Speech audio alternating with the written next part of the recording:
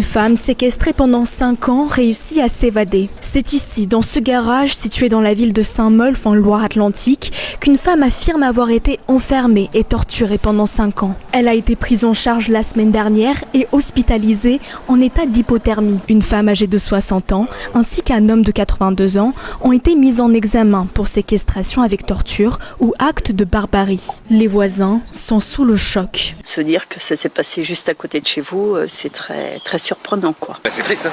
C'est plus que triste, hein. C'est fou même d'ailleurs. À côté de chez nous, quoi. Le 14 octobre, vers 21h30, la femme âgée de 45 ans prend la fuite. Dévêtue en grande partie, elle frappe à la fenêtre des voisins. C'est à ce moment-là que les autorités sont prévenues. La victime est décrite comme fragile psychologiquement par le procureur de la République de Nantes. Elle explique avoir d'abord vécu en colocation avec la sexagénaire avant d'être obligée de vivre dans une tente dans le jardin. Ce ne serait qu'à l'arrivée du compagnon de sa colocataire qu'elle aurait été enfermée dans le garage de la propriété. Selon le procureur, elle dormait dans des conditions extrêmement précaires. Une source proche de l'enquête indique qu'elle aurait été lavée à l'eau de Javel et droguée aux médicaments.